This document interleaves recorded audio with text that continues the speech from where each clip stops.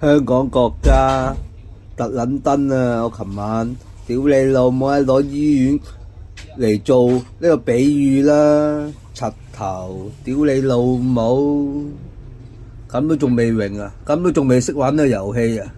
你真係當我傻噶？屌你老母啊！你有需要先走去揾人啊，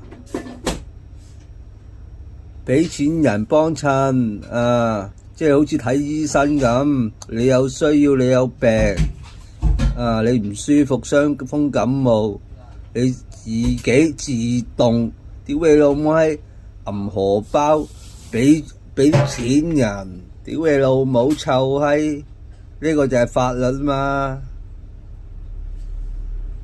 而家同你講啊，2013年啊，喺鰂魚涌啊，俾你哋政府屈啊，俾你哋法官勒索啊，屈我啊！嗰度啲人唔係有需要嚟揾我咩？啊，咁撚樣俾你屈啊，屈單勒索啊！我屌你老母，唔撚係啊，咁撚惡啊！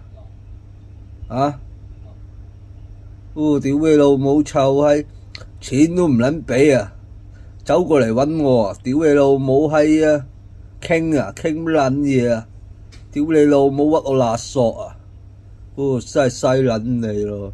使唔使屌你老母俾埋屋啊、物業啊嗰啲你哋嘛？香港政府講句嘛，而家恒發爛氣水電工程冇做啦，我唔撚驚你啦！屌你老母！啊！法官，屌你老母！講句嘛，等我屋企人死撚晒，屌你老母！